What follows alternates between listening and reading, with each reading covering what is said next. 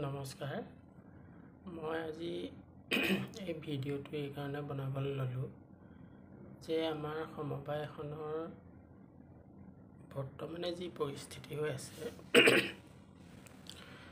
এই ক্ষেত্ৰত আমি কি ধৰণে আগবাঢ়ি যাব লাগিব আৰু আমি এই আগবাঢ়ি যাওঁতে চৰকাৰৰ পৰা বা জনসাধাৰণৰ পৰা কি ধৰণে সহায় সহযোগিতা ল'ব লাগিব আৰু আমি সাংগঠনিক ধৰণে কি ধৰণে আগবাঢ়ি যালে ভৱিষ্যতে আমি এখন উচিত পৰিচয় পাম তাকে ক'বৰ কাৰণে ওলাইছোঁ। মই Nibaranjan Das, chief promoter, united organic small farmers and producers cooperative society limited Assam. আমাৰ সমবায়খনত সদ্যহতে প্ৰমোটাৰ 24 জন আছিলে। তাৰ ভিতৰত মুখ্য প্ৰমোটাৰ হিচাপে মই মোৰ নিজৰ কাম আছে সংগঠনটো কি ধৰণে উন্নয়নৰ শীৰ্ষ শিখৰলৈ লৈ যোৱা, আৰু দ্বিতীয় এজন বিশেষ ব্যক্তি আছে, তেওঁ হৈছে চিফ অৰ্গেনাইজাৰ সোমেশ্বৰ ফুকন। তেওঁৰ দায়িত্ব হৈছে সংগঠনটোক কি ধৰণে মজবুত কৰি ৰখা। সংগঠনটো ভাগিবলৈ নিদিয়াৰ মূল দায়িত্ব সোমেশ্বৰ ফুকনৰ আছে আৰু সংগঠনটোক উন্নয়নৰ শীৰ্ষস্থানলৈ লৈ যোৱাৰ দায়িত্ব মোৰ আছে। সেইকাৰণে আমি সদ্যহতে বহুজনে কয় যে তোৰ কি এনেকুৱা স্বাৰ্থ আছে যে সংগঠনটোক তই ধৰি ৰাখিব লাগিব, তই প্ৰতিটো কথাতে কেলে হস্তক্ষেপ কৰ। তাৰ অৰ্থটো হৈছে এই দুই যি বা পদবী, সেই পদবীটোৱে এইটোৱেই সূচায় প্ৰমোটাৰজনৰ কাম উন্নয়ন কৰা, অৰ্গেনাইজনৰ কাম মজবুত কৰি ৰখা। এতিয়া আমাৰ ভাৰতবৰ্ষত বিশেষকৈ অসমত কোনো ধৰণৰ ৰাজহুৱা সংস্থা বহুত দিনলৈকে টিকি নাথাকে। টিকি নথকা মূলত কাৰণ সংস্থাবিলাক কি ধৰণে উন্নয়নৰ শিখৰলৈ যায় সেই বিষয়টো আমাৰ সদ্যহতে ৰাইজে নাজানে বা জানিবলৈ ইচ্ছা নকৰে। ৰাজহুৱা সংস্থা এটাৰ বিশেষকৈ ব্যৱসায়িক সংস্থা সমবায় সমিতিবিলাক উন্নয়ন কৰিবলৈ হ'লে সদ্যহতে বহুতখিনি থাকিব লাগিব, এইটো কি একাগ্ৰতা থাকিব লাগিব সকলোখিনিৰ মাজত। আৰু সমবায়বিলাক আচলতে দুখীয়া যিবিলাকে নিজকে প্ৰতিপন্ন কৰিব নোৱাৰে, প্ৰতিষ্ঠা কৰিব নোৱাৰে অকলশৰে, তেনেকুৱাবিলাকক লৈহে আচলতে সমবায়বিলাক গঠন কৰা হয়। যিবিলাকে নিজকে প্ৰতিষ্ঠিত কৰিব পাৰে ইণ্ডিভিজুৱেলি, তেওঁলোকৰ যোগেদি আচলতে সমবায় নহয়, তেওঁলোকে কোম্পেনী এক্টলৈ যায়। আমি যিহেতু দুখীয়া মানুহ, যিখিনি মানুহে নিজকে প্ৰতিপন্ন কৰিব নোৱাৰে, প্ৰতিষ্ঠা কৰিব নোৱাৰে, তেনেকুৱাবিলাকক লৈহে আমি এই সমবায়খন গঠন কৰিছিলোঁ। আৰু আমি ইয়াতে দুটা কথা মন কৰিব লাগিব। সমবায়খনৰ নামৰ আঁৰত দুটা শব্দ সোমাই আছে, এটা স্মল ফাৰ্মাৰ্ছ, আনটো হৈছে স্মল প্ৰডিউচাৰ্ছ। স্মল ফাৰ্মাৰ্ছ আৰু স্মল প্ৰডিউচাৰ্ছক লৈহে এই সংগঠনটো।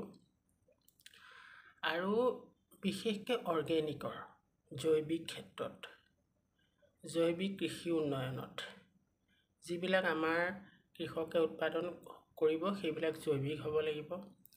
আৰু এই গোটেই জৈৱিক উৎপাদনখিনি ৰাষ্ট্ৰীয় আৰু আন্তঃৰাষ্ট্ৰীয় নিয়ম অনুসৰি আমাৰ চাৰ্টিফাই হ'ব লাগিব। তেতিয়াহে আমি ধৰক বিক্ৰী কৰিবলৈ হ'লে ৰাষ্ট্ৰীয় চাৰ্টিফাই হ'লে ভাৰতবৰ্ষৰ যিমানবিলাক ৰাজ্য আছে তাত বিক্ৰী কৰিব পাৰিম। আৰু ভাৰতবৰ্ষই যিবিলাক দেশৰ লগত এগ্ৰিমেণ্ট কৰিব, সেইবিলাক দেশলৈ আমি এক্সপৰ্ট কৰিব পাৰিম। তো সেইকাৰণে আমাৰ ৰাষ্ট্ৰীয়ভাৱে স্বীকৃতি পোৱাটো নিতান্ত প্ৰয়োজন। এই ক্ষেত্ৰত আমাক PGS ইণ্ডিয়া প্ৰগ্ৰেমে যথেষ্ট সহায় কৰিছে, যিহেতু তেওঁলোকে আমাক আঞ্চলিক পৰিষদ হিচাপে পৰিচয় দি তেওঁলোকে আমাক এই কৃষি উন্নয়নৰ ক্ষেত্ৰত চাৰ্টিফিকেশ্যন এজেঞ্চি হিচাপে লৈ আমাক আগবঢ়াই যোৱাত 100% সহযোগ কৰিছে। দ্বিতীয়তে আমাৰ আহিল ইনভেষ্টমেণ্ট। আমি সমবায়খন কি ধৰণে চলাব লাগিব এইটোৰ ওপৰত আমি আচলতে নৰ্মেলি আমি ভাবোঁ, আমাৰ কৃষকসকলেও ভাবে, ৰাইজেও ভাবে যে চৰকাৰে এইখিনি টকা দিব, সেইখিনিৰ পৰা আমি সমবায়খন চলাম। আচলতে তেনেকুৱা ধৰণৰ নহয়। আমাৰ যিখিনি নৰ্মেলি বজাৰ হ'ব, মানে কমাৰ্চিয়েল ষ্টেণ্ডাৰ্ড হ'ব, তাৰ ওপৰত ভিত্তি কৰিহে সমবায়খন চলিব। বাকীখিনি এটা সাংগঠনিক বিষয় আচলতে। তো আমি সাংগঠনিক ক্ষেত্ৰখনত প্ৰথমতে শক্তিশালী কৰি ল'ব লাগিব। তাৰ পাছত আমাৰ পৰিচয় শক্তিশালী হ'ব লাগিব। তাৰ পাছত আমাৰ প্ৰডাকশ্যন শক্তিশালী হ'ব লাগিব। তাৰ পাছত সেই প্ৰডাকশ্যন আমাৰ নেশ্যনেল ষ্টেণ্ডাৰ্ড হ'ব লাগিব। তাৰ পাছত আমাক সেই নেশ্যনেল ষ্টেণ্ডাৰ্ড হোৱাৰ পাছত গভৰ্ণমেণ্ট অথৰিটিয়ে আমাক স্বীকৃতি দিব লাগিব। তাৰ পাছত আমাৰ যি ইনকাম হ'ব, সেই ইনকামটোৰ ওপৰত ভিত্তি কৰিহে মানে ইনভেষ্টৰবিলাকে, বিনিয়োগকাৰীবিলাকে বিনিয়োগ কৰিব। আমি এতিয়া ধৰক বহুজনে ভাবি আছে বা আমি ভাবি আছোঁ যে আমাৰ ফেক্টৰী এটা লাগে, কিন্তু ফেক্টৰী এটা কাৰণে আমাক ইনভেষ্ট কৰিব লাগে। গভৰ্ণমেণ্টৰ যিবিলাক স্কিম প্ৰগ্ৰেম আছে সেইবিলাকৰ যোগেদি আমাক ধৰক ছাবচিডি দিব লাগে। সেইটো বাৰু হ'ব, কিন্তু সেই ছাবচিডি দিলে বা সেই স্কিমৰ যোগেদি আমি এইখিনি পইচা পালোঁ, তাৰ পৰা এটা ফেক্টৰী বনালোঁ, কিন্তু সেই ফেক্টৰীৰ পৰা যিটো উৎপাদন হ'লে আমি বেচিম ক'ত, সেইটো মূল কথা। তো সেইকাৰণে প্ৰথমে আমি আমাৰ সমবায়খনত দুটা ভাগত আমি প্ৰডাকশ্যনটো ভাগ কৰিছোঁ। এটা হৈছে ট্ৰেডিশ্যনেল প্ৰচেছিং ছিষ্টেম, আনটো হৈছে কমাৰ্চিয়েল প্ৰচেছিং ছিষ্টেম। আমাৰ বৰ্তমানে যিবিলাক চলি আছে ট্ৰেডিশ্যনেল প্ৰচেছিং ছিষ্টেমত চলি আছে, কিন্তু ট্ৰেডিশ্যনেল প্ৰচেছিং ছিষ্টেমত গভৰ্ণমেণ্ট যিবিলাক প্ৰগ্ৰেম আছে, সেই প্ৰগ্ৰেমবিলাকৰ যিখন লিষ্টিং হয় তাত ৰেজিষ্টাৰ্ড নহয়, যাৰ কাৰণে বায়াৰ্ছ ৰিকুৱাৰমেণ্টৰ ক্ষেত্ৰত বহুত প্ৰব্লেম হয়। যিহেতু বায়াৰ্ছকো কিছুমান নিৰ্দিষ্ট নিয়ম নীতিৰ মাজেৰে বায়াৰ্ছবিলাকে বা মাৰ্কেটাৰবিলাকে নিজৰ মাৰ্কেট চলাবলগীয়াত পৰে, আৰু তেওঁলোকক আমি যোগান ধৰিবলৈ হ'লে আমিও এইখিনি নথিপত্ৰ যোগান তেওঁলোকক দিব লাগিব। সেই নথিপত্ৰখিনি যদি আমাৰ নাথাকে, তেতিয়া তেওঁলোকে যিমান ভাল বুলি ক'লেও ল'বলৈ অসুবিধা হয়। 1 নম্বৰ কথা। 2 নম্বৰ কথা, বজাৰে কি বিচাৰে। মই আজি এসপ্তাহ হ'ল ইয়াত থকা। আচলতে মই সমবায়খন কি ধৰণে প্ৰমোশ্যন কৰিব পাৰি, কি ধৰণে আৰ্থিক ক্ষেত্ৰত উন্নয়ন কৰিব পাৰি, এই বিষয়তে মই আহি ওলাই ঘৰ এৰি এসপ্তাহে আছোঁহি। বিভিন্নজনৰ লগত মিটিং কৰিছোঁ। গম পাইছোঁ যে প্ৰত্যেকে এনেকুৱা এটাই প্ৰডাক্ট ল'ব যিবিলাক প্ৰডাক্ট বজাৰে কি বিচাৰে তাৰ ওপৰত ভিত্তি কৰিহে ল'ব। আমি কি বিচাৰিছোঁ, প্ৰডিউচাৰ্ছে কি ধৰণে বনাইছে, সেইটোৰ লগত কোনো সম্পৰ্ক নাই। মাৰ্কেটাৰবিলাকে আমি যদি নিজৰ ব্ৰেণ্ডত সৰু সৰু 50 গ্ৰাম 100 গ্ৰাম এনেকুৱা মাৰ্কেটিং কি বুলি কয়, পেকিং কৰি মাৰ্কেটিং কৰোঁ, সেই ধৰণে কৰিলে আমাৰ সাংগঠনিকভাৱে মানে সামূহিকভাৱে কমাৰ্চিয়েল ডেভেলপ নহয়। সেইকাৰণে আমি এটা বহুল বজাৰ পাবলৈ হ'লে তেনেহ'লে আমি ৰিপেকাৰ্ছবিলাকক বা বেপাৰীবিলাকক দিব লাগিব।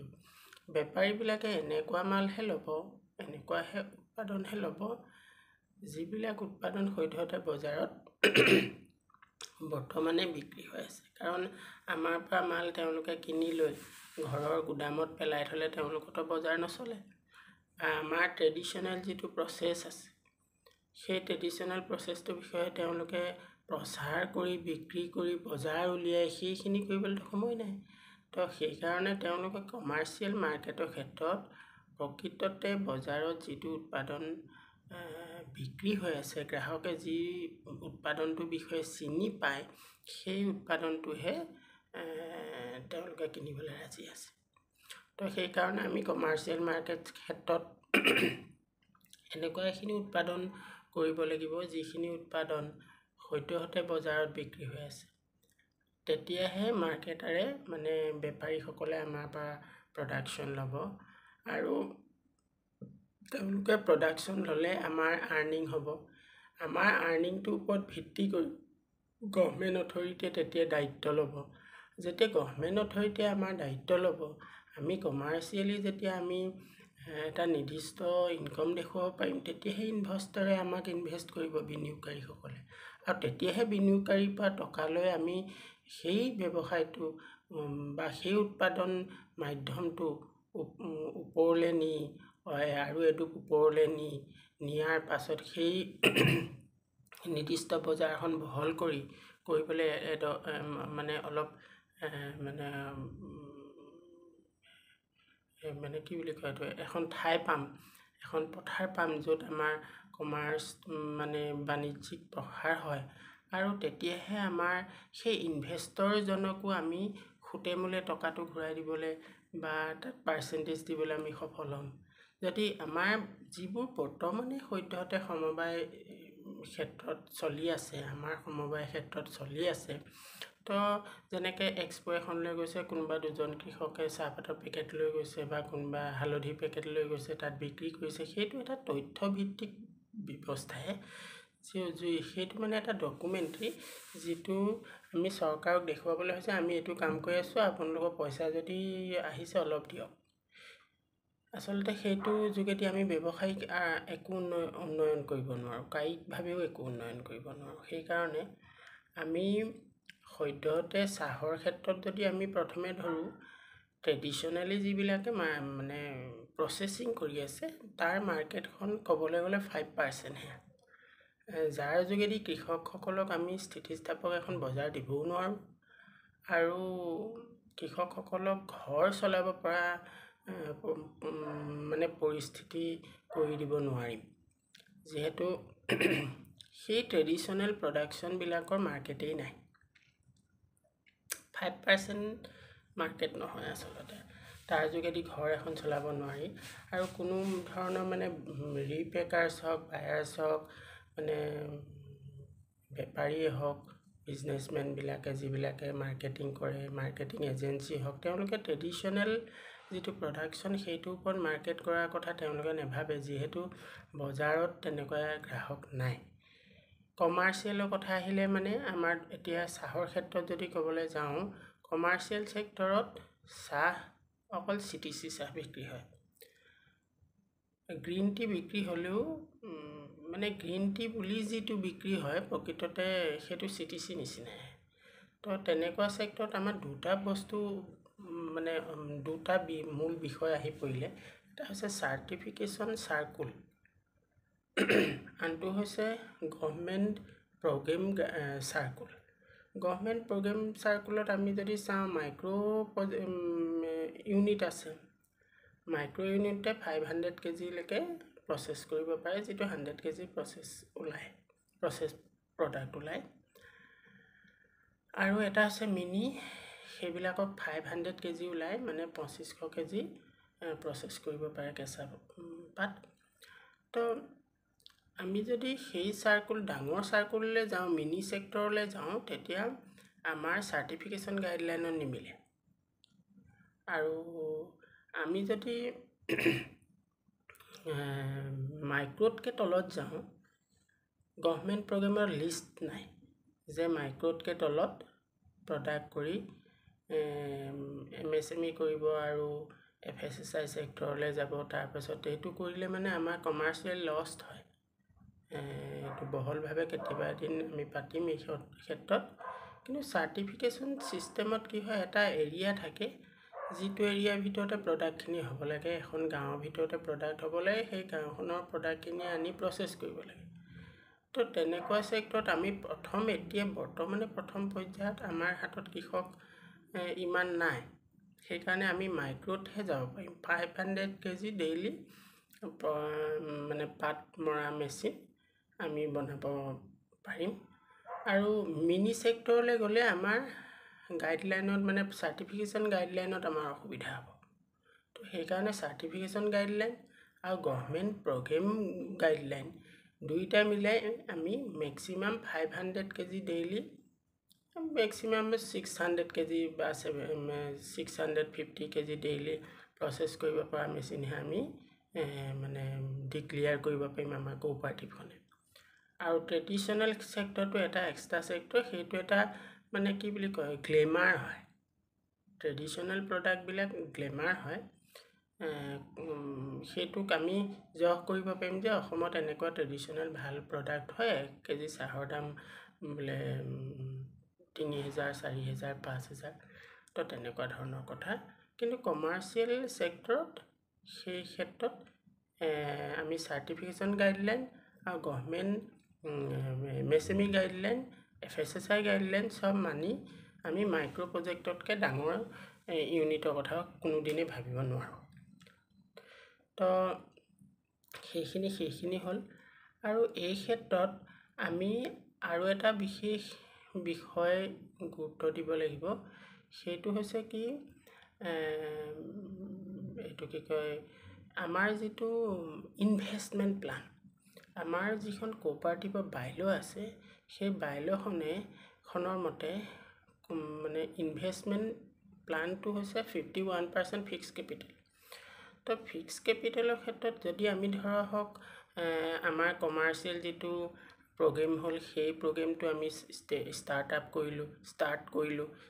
কৰি পৰা সেইটো আমি যদি ইনভেষ্টমেণ্টলৈকে নিওঁ, ধৰি ললোঁ গভৰ্ণমেণ্টেও আমাক দায়িত্ব ল'ম বুলি ক'লে, আমাৰ পাৰ্মানেণ্ট মাৰ্কেট এখনো লাহেকৈ ওলাইছে। আমি যিখিনি নৰ্মেলি প্ৰডাক্ট কৰিছোঁ, 2-এটা মেচিন CTC য'ত ত'ত বহালোঁ, আৰু ধৰক আদাৰো প্ৰচেছিং ইউনিট বহালোঁ, চাউলৰো বহালোঁ। তো তেনেকৈ কৰি আমি কোনোবা বেপাৰীবিলাক কানেক্ট কৰি আমি কমাৰ্চিয়েল ছিষ্টেমত এগ্ৰিমেণ্ট কৰি আমি মাৰ্কেটিঙো আৰম্ভ কৰিলোঁ, আমাৰ হাতলৈ পইচাও আহিছে ধৰি ল'লোঁ। তো সেই হিচাপে গৈ আমি ইনভেষ্টমেণ্ট প্লানলৈ যাবলৈ হ'লে আমাৰ হাতত এটা বস্তু লাগিব, সেইটো হৈছে এটা পাৰ্ট লাগিব 51% ফিক্স কেপিটেল পাৰ্ট।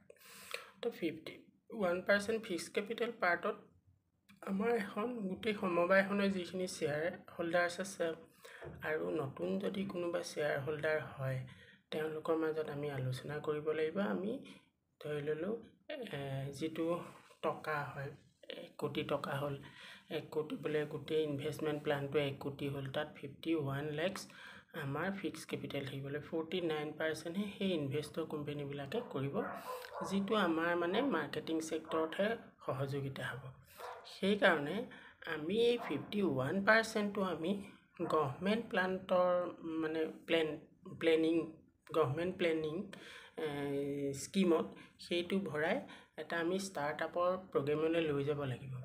এই গোটেই ব্যৱস্থাটোৰ কাৰণে আমাক মজবুত আৰু কমাৰ্চিয়েল ছাইড জনা শিক্ষিত মানুহ লাগিব, নহ'লে মাজতে গণ্ডগোল হৈ যাব। কাৰণ তেওঁলোকে বুজি নাপাব এইটো কেলৈ লৈ গৈছে।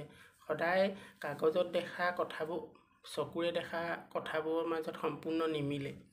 কাগজত লিখা কথাবোৰ আৰু আমি সদায় চকুৰে দেখি থকা নিয়মবোৰৰ মাজত নিমিলে। আমি বিচাৰি থকা যিবিলাক নীতি নিয়ম, সেইবিলাক কাগজে বিচৰা মতে নিমিলে। আৰু সেইকাৰণে আচলতে আমাৰ সমূহীয়া যিবিলাক সংগঠন আছে, ব্যৱসায়িক সংগঠন আছে, অসমত উন্নয়ন কৰিব পৰা নাই। তো সেইকাৰণে আমি মেইন ইনভেষ্টমেণ্ট প্লানটো আহিব মাৰ্কেটিং এণ্ড প্ৰডিউচিঙৰ ওপৰত, বা কৃষিৰ ক্ষেত্ৰতো হ'ব পাৰে, এগ্ৰিকালচাৰ ছেক্টৰতো হ'ব পাৰে, প্ৰচেছিঙতো হ'ব পাৰে, মাৰ্কেটিঙতো হ'ব পাৰে। কিন্তু সেই ইনভেষ্টমেণ্ট প্লানলৈ যাবলৈ হ'লে, সেই পলিচিটোলৈ যাবলৈ হ'লে আমি গভৰ্ণমেণ্ট অথৰাইজ হ'ব লাগিব। আমি বাৰু চাৰ্টিফিকেশ্যন ছিষ্টেমত অথৰাইজ হৈছোঁ, কিন্তু আমি প্ৰডাকশ্যনতো অথৰাইজ হৈছোঁ চাৰ্টিফিকেশ্যনত। কিন্তু আমাৰ নিৰ্দিষ্ট কি বুলি কয় দায়িত্ব লৈ লোৱা মানে গাৰ্জেন হোৱা অথৰাইজ নাই, অথৰিটি নাই, গভৰ্ণমেণ্ট অথৰিটি নাই। তাৰ কাৰণে আমি যাবলৈ হ'লে আমি প্ৰথমেই নিজকে প্ৰতিষ্ঠিত অলপ হ'লেও কৰিব লাগিব সাংগঠনিকভাৱে।